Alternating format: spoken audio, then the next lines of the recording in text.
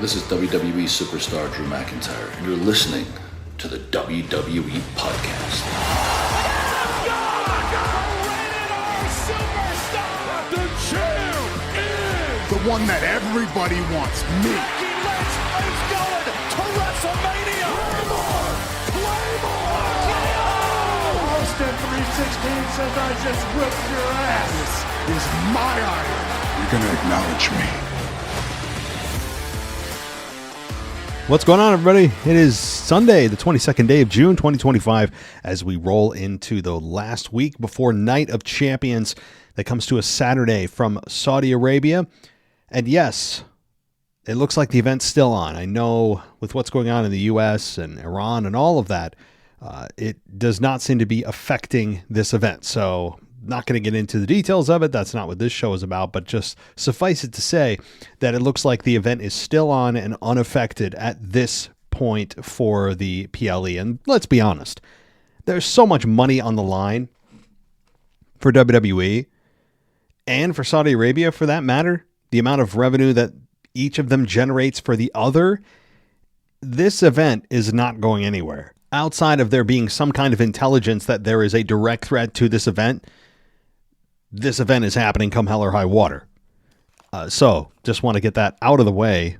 Again, things could change last second, but I see no reason why it would. And we're on for Night of Champions. And we got a lot happening this week in the WWE as we have King of the Ring finals set. We have Nia Jax and Tiffany Stratton set for next week in a last woman standing match.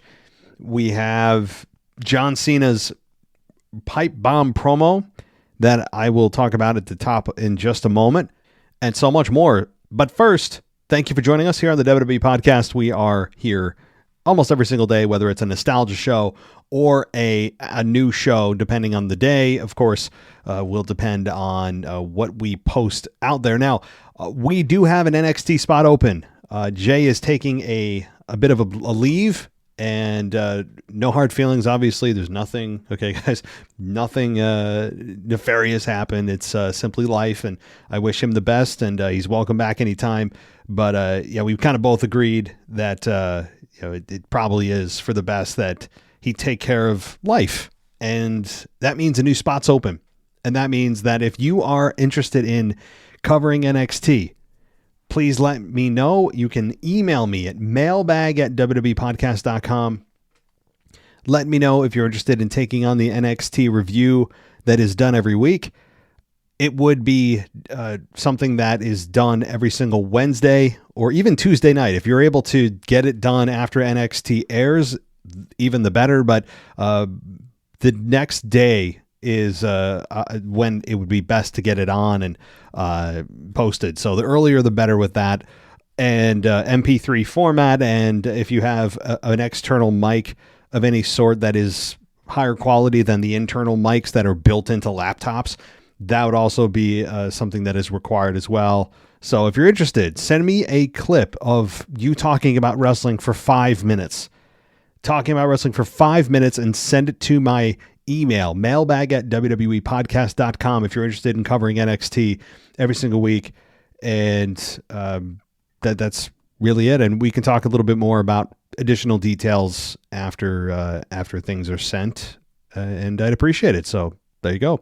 All right, well, let's dive into it. And by the way, you can head on over to Patreon and get your ad-free experience at patreon.com/WWE podcast. Now, John Cena's promo. Overall, I would say it was a W. In fact, I would say it was the best promo John Cena has cut since turning heel. And that's a problem and also an asset. The problem is that he's so good at these kinds of promos that it turns him babyface, whether he wants it to happen or not. If that's the intent or not, the fans respect how good he is on the mic and the fact that he's speaking a lot of truth, and they will gravitate to that, and they don't care what he's trying to do to get the fans to hate him. The fans are going to gravitate towards the respect on the mic first and how good he is. That happened even with MJF during the height of his heel run in AEW, and continues to happen. When you're that good on the mic, again, as MJF is in AEW, sometimes it can work against the reaction you're trying to get because you've reached a level that you're so good that the fans just go, you know what? I don't even care if he's trying to make us mad. Like, you're so good, dude. I don't care.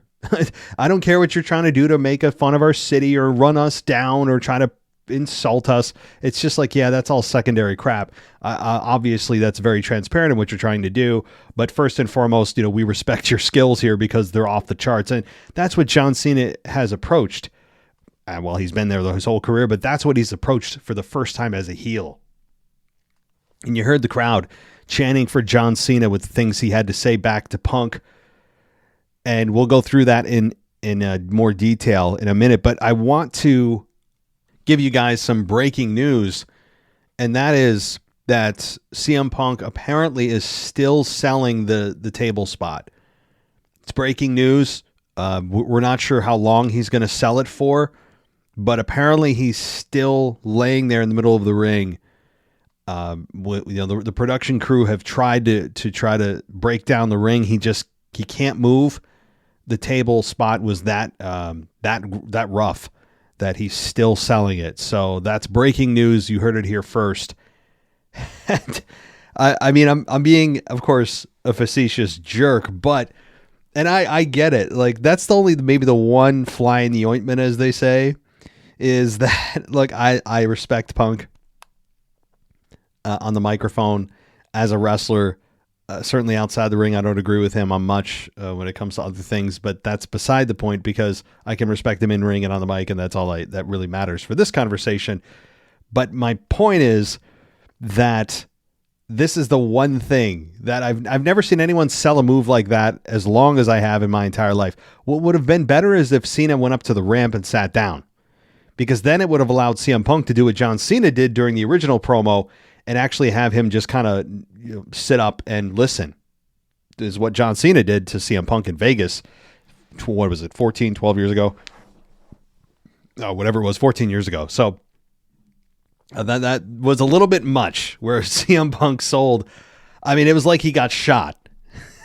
Somebody just shot him live on air and he's laid there bleeding out. I mean, that's the only way you'd sell something for that long. Is having that happen. So that was the only thing that was a little bit distracting and kind of roll your eyes moment, is CM Punk laying there for 10 minutes, just not moving. And I understand he took a belt shot and then he took a nice soft landing through a table onto the ring. I get it. But dude, a little long in the tooth there on the sell. But what is he supposed to do? Get up and sit there? No, that's why CM Punk did what he did in the original promo, up on the ramp. So there's distance, and you can understand why Cena didn't attack him at that moment. Anyway, so outside of that, which of course is hilarious, but also eye-rolling, is the content of John Cena's promo, which did start out very much like the original promo that is still lauded as one of the best promos of all time. It's seemingly the promo that all other quote-unquote real promos are compared to. I know it's not the first time, but it was the first real kind of grab you by the throat promo that was done in like a decade in WWE since they started the PG era. Oh, it wasn't a decade. They started the PG era in 08, but it had been a long time since there had been anybody that had really grabbed anyone's attention like that on the mic. And so since then, everybody has kind of compared those types of promos, those shock value promos, those shoot work promos, to the Vegas pipe bomb by CM Punk. That is still really fun to listen to if you go back and listen. I mean, it is just classic, along with one that doesn't get enough, way off track here, but one that doesn't get enough attention is Joey Styles quitting on Raw and explaining why he's quitting. It is, to me, it's up there with CM Punk's, but it doesn't get as much of attention because Joey Styles is an announcer, not an in-ring competitor. Moving on. So I'd also encourage you to go look at Joey Styles quitting Raw. Excellent promo that still holds true today with a lot of truth. In fact, Joey Styles' promo actually is even more true now than it was then. Go listen. So this promo came after John Cena took on R-Truth in a non-title match. R-Truth beat John Cena by DQ in roughly 6 minutes. But here's the finish. We had Cena hit the 5-knuckle shuffle. Truth avoided the AA and then hit a Thez press and threw punches at Cena. And Cena left the ring, grabbed his belt, said, I'm out of here. That's when R-Truth ran after Cena, who hit him with the belt to end the match. And then CM Punk came out. CM Punk came out. Cena rushed back to the ring. And then Cena got the advantage on Punk, and that's what he got kicked in the nuts and hit with the belt and put through a table. Okay. So he tapped on the mic and said he's got a lot to get off his chest before he leaves in 6 months and doesn't hate CM Punk. He said he likes Punk more than anyone Punk shared a locker room with, and he said that Punk is better at one thing than him. And he said, you're the best BSer in the world, except he actually said BSer. And he waved at some of the kids and say that, he's cussing and he was breaking the fourth wall. And Cena said he went off the rails because he said a curse word. And Cena said he's jealous of Punk because he convinced the people that he's the best in the world. And Cena said the fans chant and cheer for Punk, but they don't believe a damn word you say because you change your values as much as I change my t-shirt. And he said that Punk is a loudmouth opportunist who will step on the neck of anybody he actually works hard for him to get ahead. And Cena looked into another camera and said, hey, Claudio Castagnoli, which is Cesaro, Nick Nemeth, i.e. Dolph Ziggler, and Matt Cardona, i.e. Zack Ryder. How are you guys doing? A callback to Colt Cabana, who was in WWE when CM Punk did it in 2011. And he said he's heating up. He's on fire. He said there's nobody back there who will cut my mic to save your ass because I'm your only friend. Remember who gave you the stage for your pipe bomb, pal. What have you done with it since then? You keep regurgitating the same 5 microphone moves of doom. You're a promo potato salad. And you're no longer the voice of the voiceless. You're a freaking millionaire despite yourself. You're not Punk. You're a capitalist. Which, again, yeah, anyone that's in the company is by definition participating in capitalism willingly. But I get his point. Okay, I'm not going to split hairs here. And you're not against TKO, dude. You are Mr. TKO because they knocked your balls off, technically, and your tweets are strong, but your actions are weak. And in Saudi Arabia, you're going to face some loud music when I finally prove to the world that each and every day, day in and day out, no days off for 25 years, I've been the greatest of all time. Well, I don't know about that, John. You did take some significant chunks of time away from the company. And that's not, of course, a slight on you. You're aging. You took a zillion bumps. But just any quick brush back in history, you'd be like, yeah, that's not even close to true. But fine, you've been an inactive/active competitor in the company for the better part of 25 years, which is, again, also not true because you debuted in 2002. This is not 2027. It's 23 years, but whatever. Okay, I get it. Right? But just kind of clearing things up there. That's when a Cena chant broke out. And this is where he starts to connect with the crowd. Despite his best efforts to insult the crowd, this is where the crowd just goes, you know what? I don't care if he insults me. I'm going to appreciate what's in front of me here. And that's what they did. Grand Rapids did. And they should have. And he said that, see, they know. They know that you were the best in the world for 7 minutes 14 years ago. And after Night of Champions, if you're still delusional enough to believe you're the best in the world, well, I guess it's a small world after all. You're welcome, Grand Rapids. And a lot of fans cheered for this, held up the mic.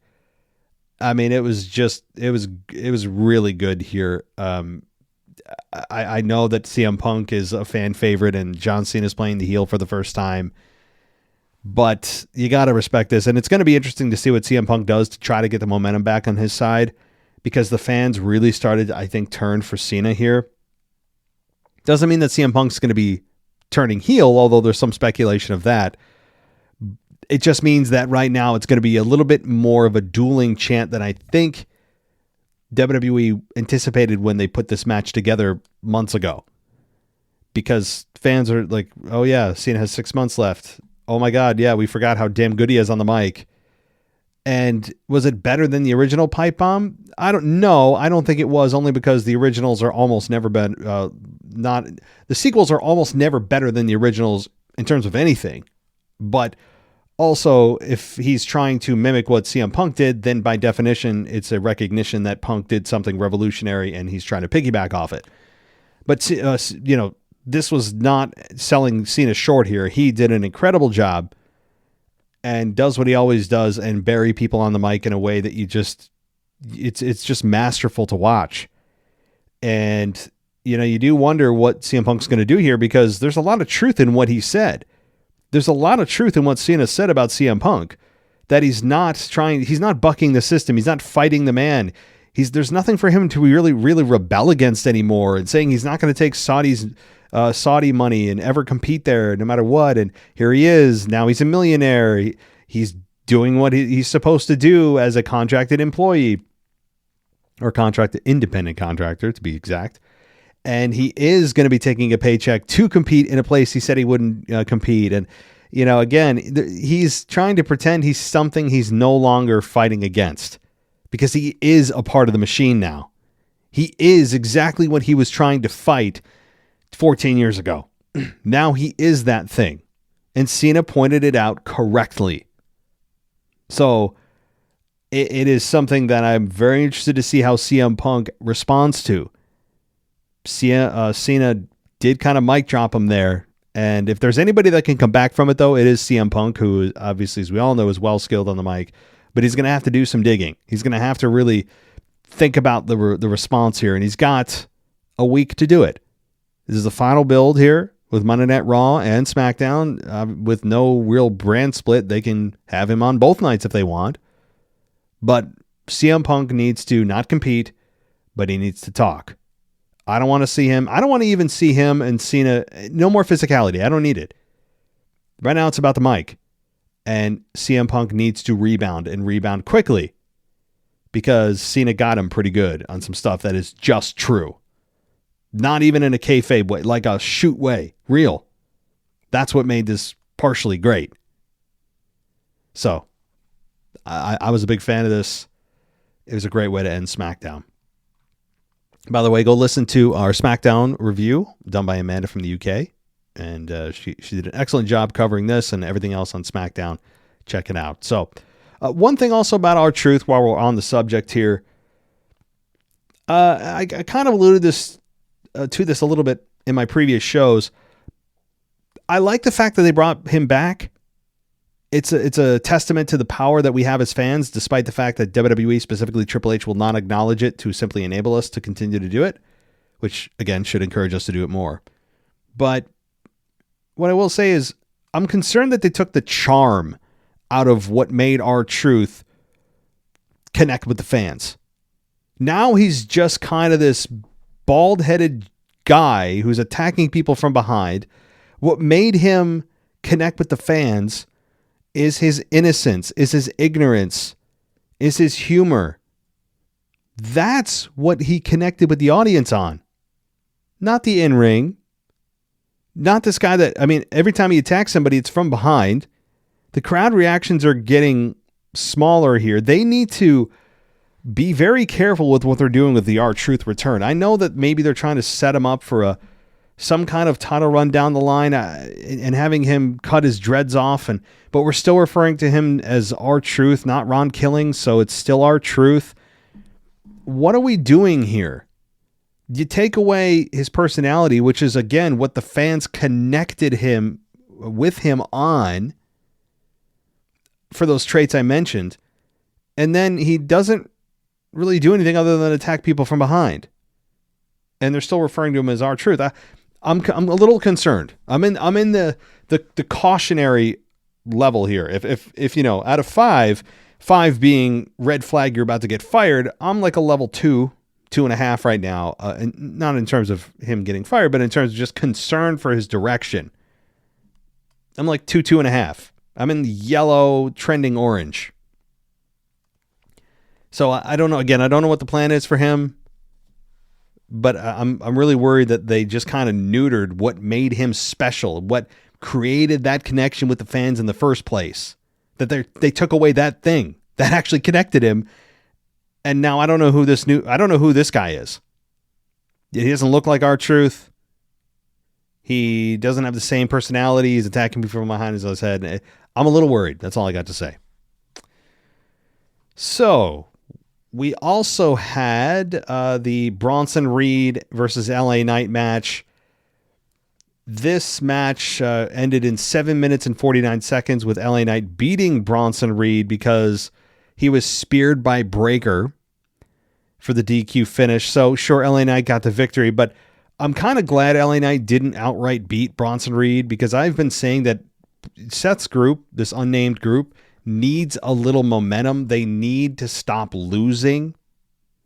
And sure, on paper, this was a loss, but it's in pro wrestling world, it's not really a loss. So this could have, been worse if LA Knight had beaten him, despite the fact that I really like LA Knight. We'll talk about his promo with Paul Heyman in a minute too. But LA Knight here getting the quote unquote DQ victory doesn't hurt Bronson Reed in any way, because after the match is what people are going to really remember. Reed held Knight. Breakker speared him again.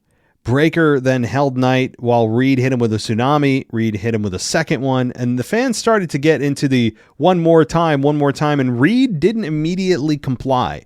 Maybe they got the message here, because I'd been saying, and again, I'm not saying the message came from me, but perhaps somebody in the know, in a much higher place of authority, says, hey, as a heel, why are we doing what the fans want again?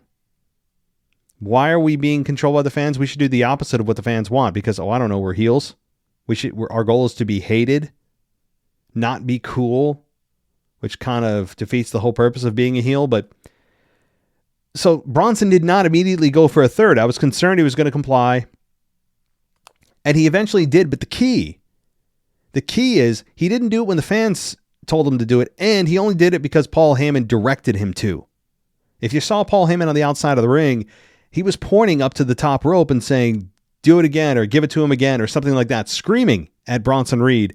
And Bronson Reed took orders from Paul Heyman and did it when Paul Heyman asked him to, not when the fans did. That's a key element here. So I don't know if this was by design or by accident, but I think it was the right approach, even if it was totally inadvertent.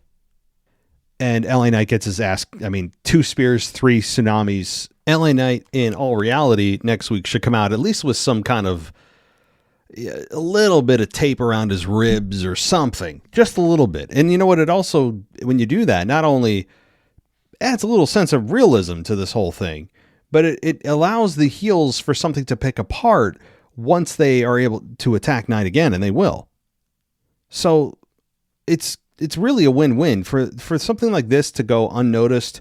And, LA Knight's back to 100% within a week, and less than a week. He's probably going to be on Raw attacking them, right? So just a few days, he's a spring chicken, jumping around, jumping jacks.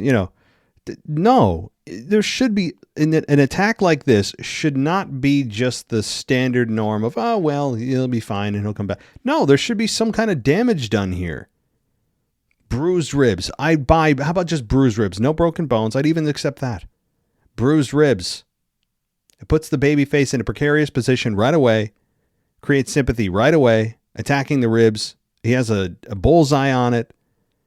I think it's something that they should do. Do I think they're gonna? I doubt it, based on their previous iterations of attacks like this that go unnoticed with no neck brace or anything like that. Again, I'm not asking for every single attack to have something, but when it gets this vicious where you get 5 finishes hit on you and there's no kind of physical or visual consequences, it's kind of, it's a little bit eye rolling. So hopefully they do something. But good night for Bronson and a good night for Breakker to take out LA Knight. And I enjoyed that. So good stuff there. And all right. So let's see what else happened. We had Solo Sikoa come out, and Solo told Jacob Fatu that he was in the ring alone with open arms. Fatu comes out, joins Solo in the ring. Solo said he wasn't there to fight Fatu. He wanted Fatu to know he loves him, always has, no matter what. And Solo said he learned how to love and take care of the family while he was the tribal chief. Solo said families fight, argue, and then forgive. He asked Fatu to move forward as one, and Solo said no one other than him saw the potential in Fatu, and no one wanted him in WWE other than him. Solo said he gave Fatu the opportunity because he loves him. And Sikoa said, "You're all I got, Jacob. Man, you're all I need. So come back to the family." Solo said that even if Fatu wouldn't say those 4 words, he'd say them to him. "I love you, Jacob." And then a BS chant broke out. Fatu said, "So you love me, huh? That's what it comes down to? You loving me? The way I see things is you've been using me. You've been using me to gain power. You've been using me to fight your battles. You've been using me just so you could remain tribal chief." Fatu said Solo is the one who has been acting differently since Fatu won the U.S. title, and said maybe the problem is the U.S. title. Fatu placed the title on the map between them and told Solo to fight him for the title. And Fatu said he would only warn Solo once that if he thinks about coming at him, he knows what he's about and shouldn't want any problems with him. So Solo tried to hit Fatu with a Samoan spike. He blocked it, headbutted him, and that's when JC Mateo came in the ring, and he eventually beat down Jacob Fatu. Jimmy comes out to try to even the odds, and Fatu recovered after Jimmy was getting beat down, and Fatu went through the ropes. Solo rolled out of the ring, and it's fine. It's fine. I think this is it's the narrative that isn't complicated. Is it something super deep? No. But you know what? I kind of appreciate that. With Solo trying to gaslight Fatu, that's a totally fine narrative. Totally fine. I think it's again, not the storyline of the year, but there's no need to overcomplicate it. Fatu is being used. We've seen that over and over in groups before with emerging stars. Again, Batista is the perfect example I can think of from Evolution. And that person that you know is going to be breakout star is clearly being used. The fans can see it. We all know that this person, whoever it is going to be a star. And once they do break out, they're instantly a babyface. They try to have that person take out the leader. That's what happens. That's a great formula, and it has worked, and it's working here. Do I think Solo's going to capture the U.S. title? No. Solo right now is actually, as we all have said, kind of low-key funny. He wasn't so much funny this past week, but he's done things in the past that are just, you could see a babyface turn in him at some point. So, of course, Roman Reigns has yet to come back, and we'll see if he tangles up again with Solo. Let's hope not. But anyway, I think when Roman comes back, which is probably in and around SummerSlam, you're going to have him targeting Rollins for sure. That's going to be the case. And of course, Drew McIntyre, whenever he comes back, we'll see where he's placed too. So we got some big stars out there, guys, that have yet to return. And it's going to be a fun summer.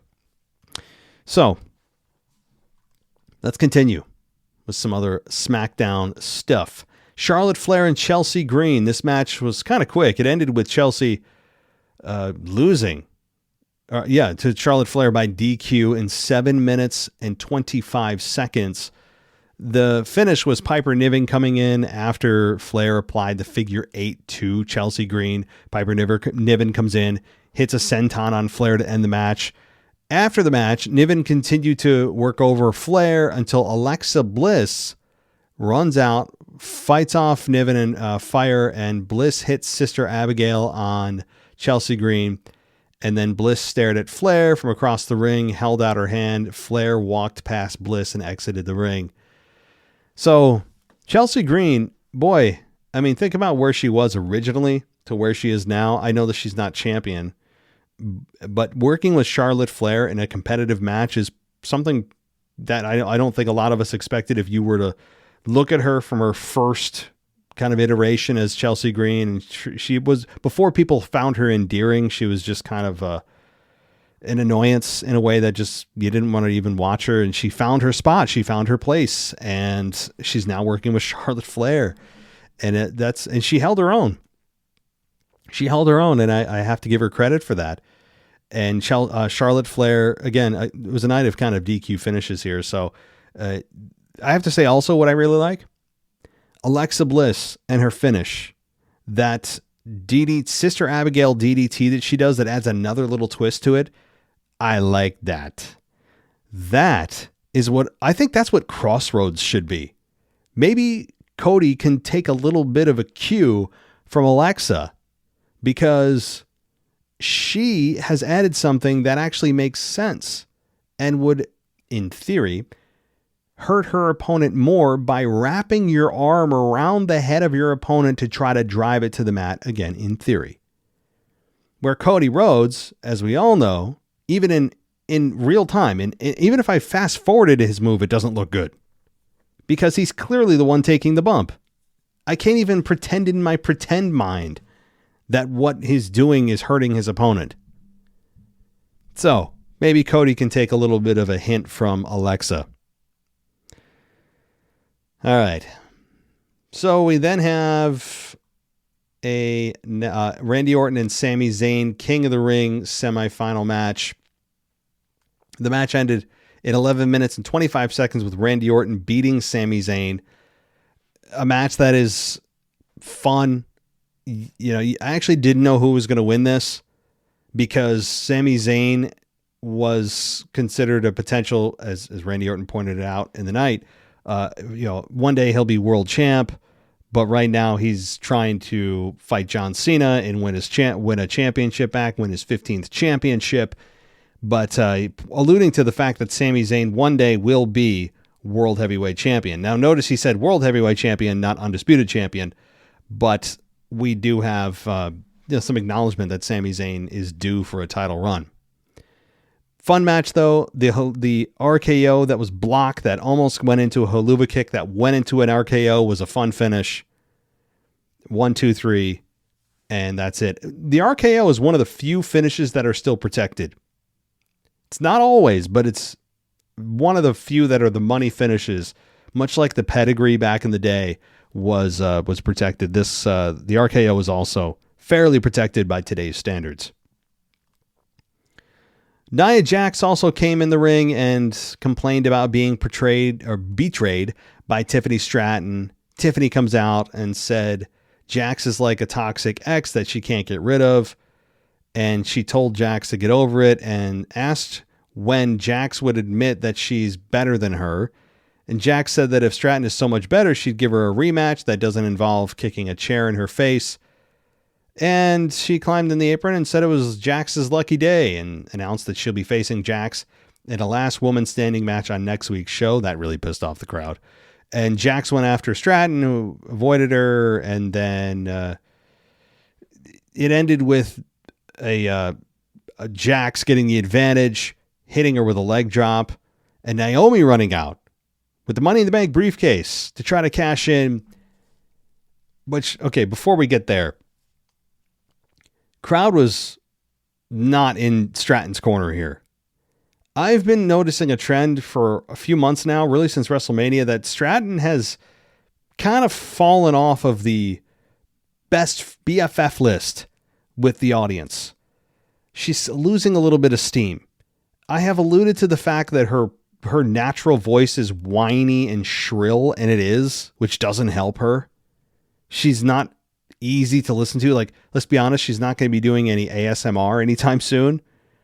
She does not have a fun to listen to promo voice without you kind of, squinting and just like, okay, can you just say what you need to say? I don't like the tone of your voice. Again, that's personal preference, but I also feel like I've got a good ear for that. I mean, it's kind of sometimes a universal truth about what sounds good and what doesn't. And I don't think Tiffany Stratton's voice, in terms of promo on the microphone, whatever voice she's using, I'd assume it's her natural voice, it's not appealing. So I don't think, again, that's not the whole reason she's losing momentum, but I think it's a part of it.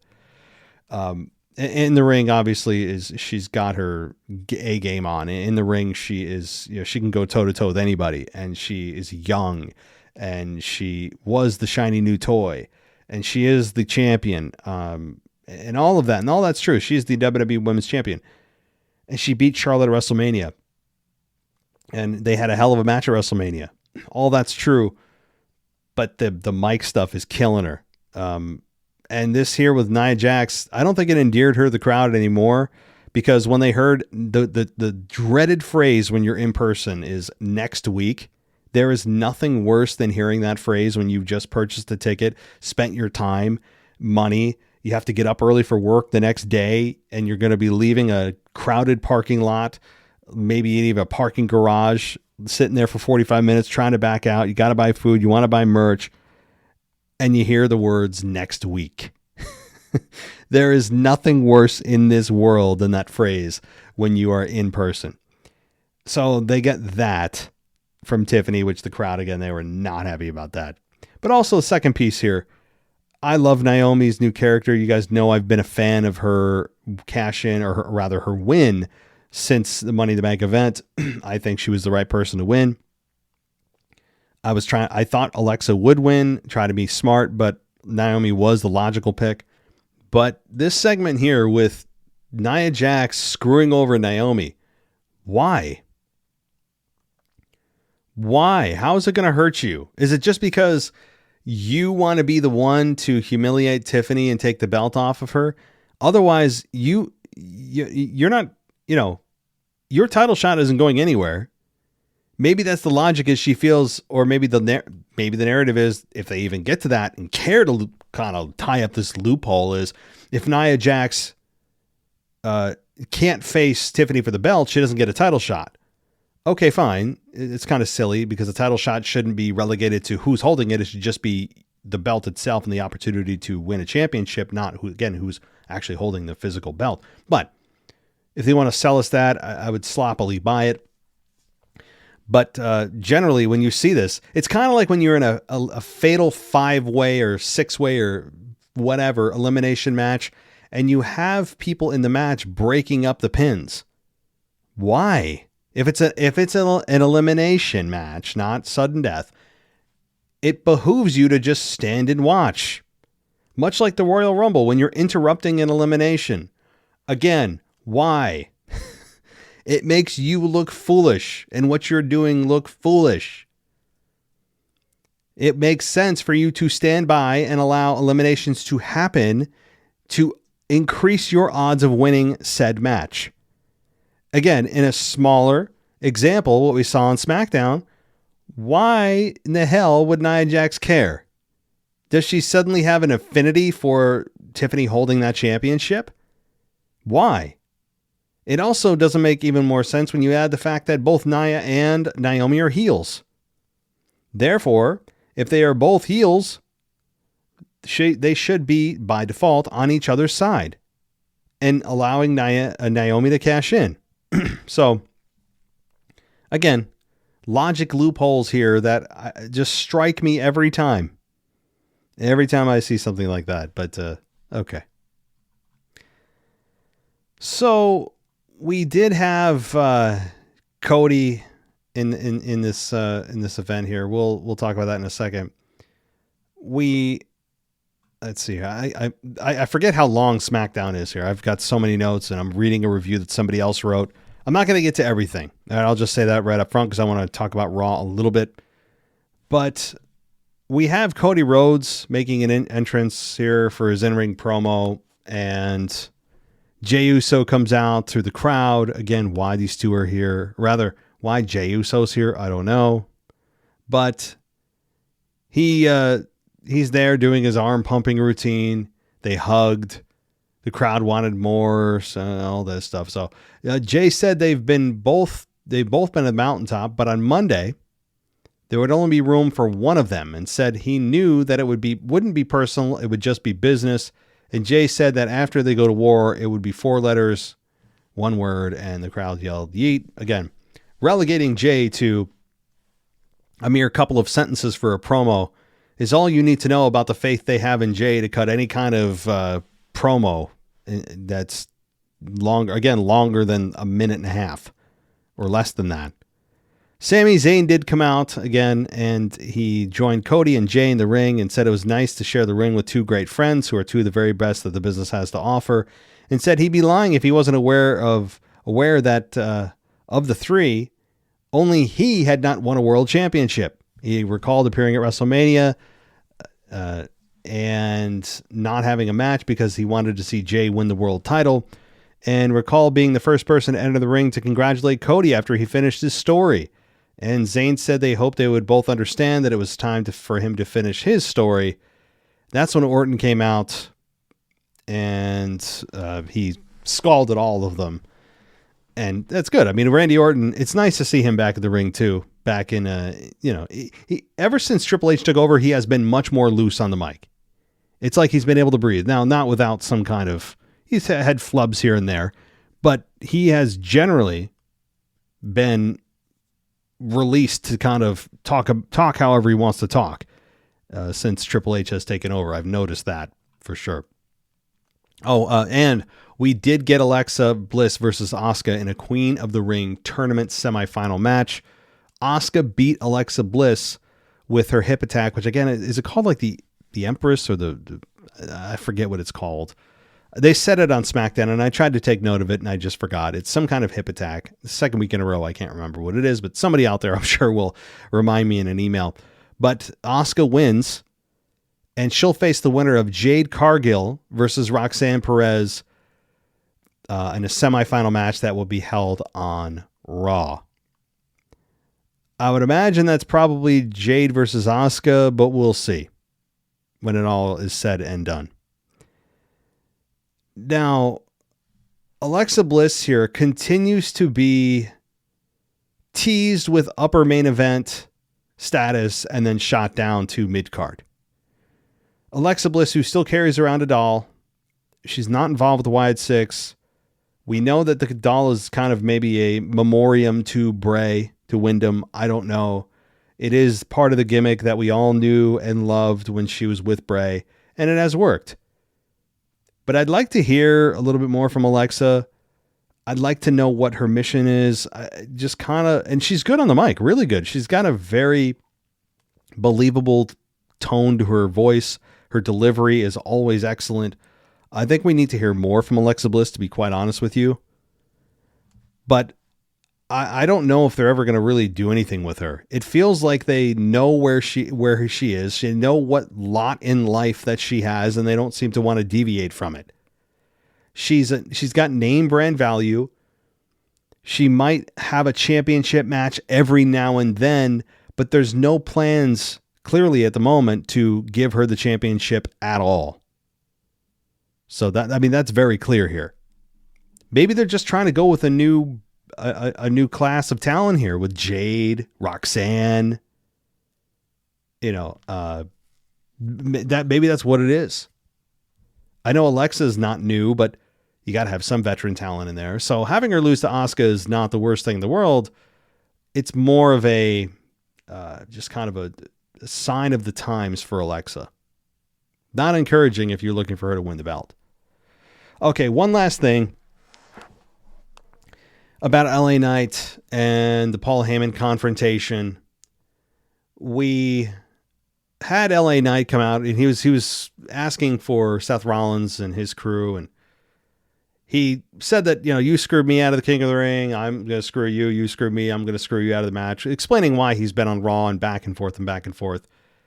And we had Paul Heyman interrupt, and CM Punk chant broke out, and Knight told Heyman that clearly you have a lot of enemies because the crowd was chanting for Punk. And Heyman rolled out of the ring while Knight had his back turned because he encouraged Heyman to try to hit him. He'd give Heyman his first, the first shot.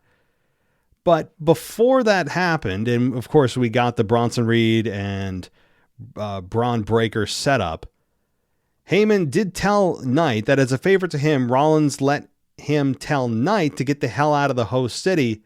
Again, in, I believe it was Green Bay, not Green Bay. I can't remember. I'll get it. Hold on. Grand Rapids, not Green Bay. Grand Rapids is where they were. But he told Knight to get out of Grand Rapids or something bad would happen to him. And he said that's a spoiler. And Knight had a good outing on the mic here. He felt comfortable. He didn't stumble over his words as he sometimes does. He did put a target on Seth Rollins' back. He's out of the U.S. title picture for the moment. I know originally he was going to go after Fatu, but that seems to be on hold. LA Knight, while he's not in the King of the Ring, is targeting Seth Rollins. He's targeting Rollins. He's targeting Breakker. He's targeting Bronson Reed. And having, of course, Paul Heyman in there is always fun because it's Paul Heyman. But we did get a setup here with Bronson and Breakker attacking Knight.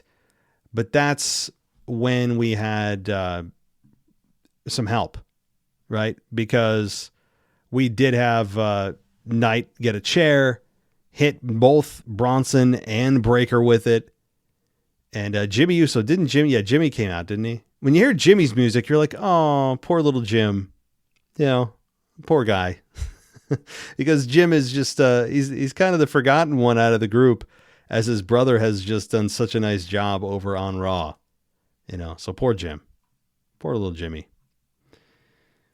So, a quick recap of Raw from a match perspective. Moments. Goldberg appeared, challenged Gunther for the World Championship at Saturday night's main event in Atlanta, Georgia, in the middle of July 16th, something like that. AJ Styles took on McDonough, with AJ Styles beating McDonough in about, I think it was 10 minutes. We did have Asuka win her four-way match to advance to the King of the Ring. Again, she then faced Alexa Bliss on SmackDown. We have Liv Morgan take on Kairi Sane, and the unfortunate injury that has made its rounds now to Liv. We had Sheamus versus Rusev versus Jey Uso versus Bronson Reed in a four-way for the King of the Ring. Jey Uso beats Bronson Reed and everybody else in 17 minutes. And so good overall show, building towards the King of the Ring.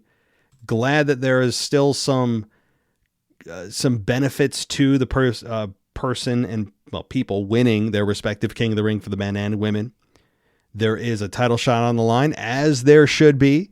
So that's always great news to hear, that they're still continuing that. And I like that for SummerSlam. It's a nice way to build the main event for SummerSlam. And I've been advocating for this for years, and I'm glad it started last year with Triple H, and it's continuing this year, because otherwise, as I've mentioned, King of the Ring is just it's a farce. It was a farce for a while, every time that they would bring it back. And now it actually has true meaning, true value to the story they're trying to tell, or the people that are in those tournaments. They have a prize at the end of it beyond a scepter and a crown that they can pretend to wear for a few weeks. So that's good. It's good. It makes perfect sense to me. So overall, a decent week of WWE. Big news, as we mentioned, with the Liv Morgan injury that, from what I understand, is 3 to 6 months. I would target Rumble for her return. Let's hope. And again, she could come back in the fall, but I'm going to be pessimistic, so I set the bar low. That way you can exceed the expectations pretty easily and say she'll be back at the Rumble. We had some advancements to the finals for half of the finals. The other half will be on Raw. We'll get the other half of the picture. And then we can figure out who's going to potentially face who for the championship at SummerSlam. I almost said WrestleMania. And don't forget, this year's SummerSlam, guys, it's 2 nights. Yikes. So, thank you everybody for joining me here on the show on this week in review. I'll be back. Don't forget, it is a PLE week, so I will be back not just on Tuesday for the Raw review, but I will be back on Friday for the preview and prediction show for Night of Champions, and also answer your emails on Friday. So a dual massive show on Friday. And again, if you're interested in the NXT position, that will be that'll be open to you. Email me a sample of your audio at mailbag@wwepodcast.com. All right, buddy. Thanks so much for joining us. If you like us, give us a 5-star rating. Head on over to Patreon if you'd like us to as well. Support the show and go ad-free on Apple as well. Okay. Thanks, everybody. Take care. Thanks for listening to the WWE Podcast. Don't forget to subscribe on your favorite podcast app so you don't miss a show, or head to WWEpodcast.com. And for all of these shows ad-free, head over to patreon.com/WWE Podcast. Until then, we'll see you next time.